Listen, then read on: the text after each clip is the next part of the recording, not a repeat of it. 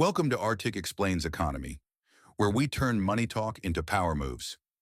I'm Arctic, and here we break down the economy so you can level up your life, your wallet, and your future.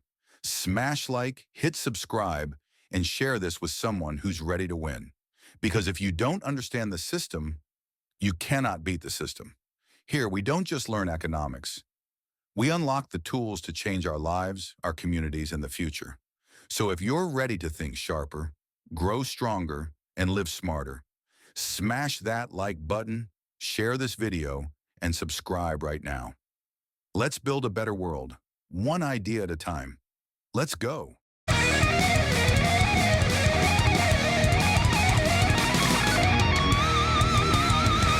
By the late 17th century, England was engulfed in one of its most severe monetary crises.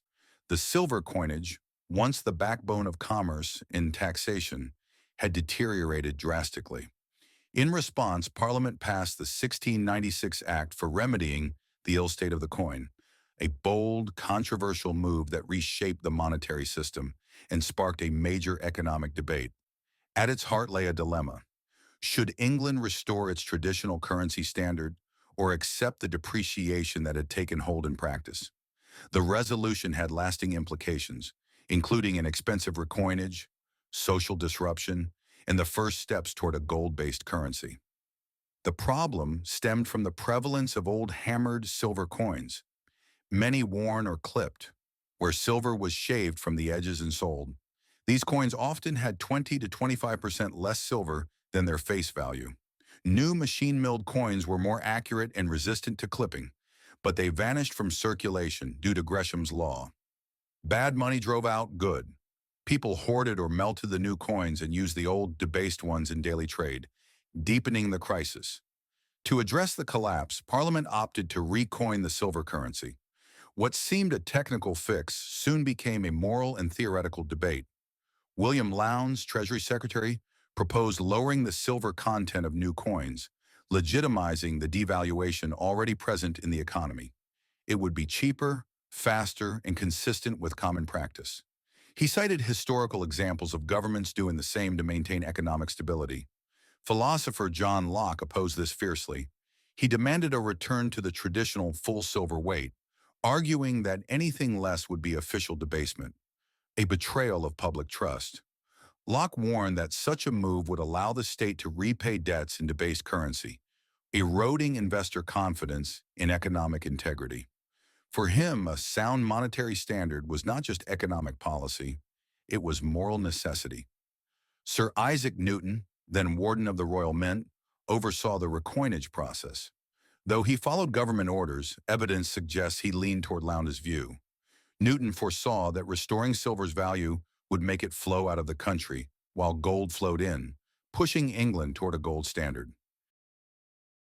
Hey, still watching? Don't miss out! Subscribe now!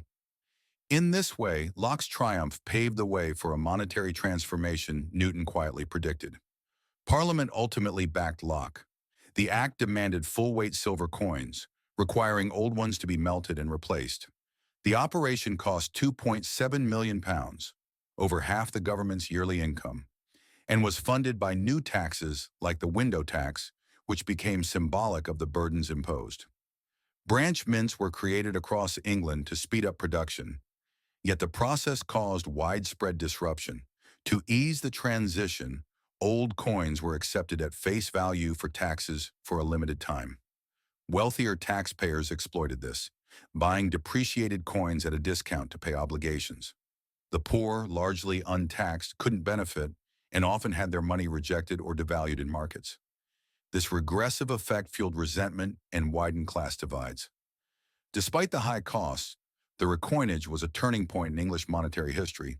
It asserted a national commitment to currency integrity and set a precedent for the sound money doctrine that would shape classical economics.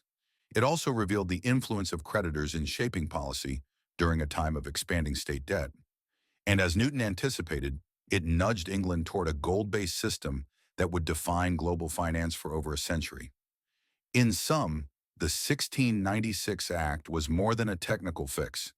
It was a political and philosophical moment involving figures like Locke and Newton in a national debate about money, trust, and economic fairness. Smart minds stick together. The economy is not just about numbers. It's about people, decisions, and the power we hold when we understand them. Everything we share here is rooted in books, deep, time-tested knowledge written by thinkers who shape the world. So don't just watch, read. Invest in your mind. We've handpicked powerful books that you can find in your favorite library or bookstore. Support the authors. Fuel your future.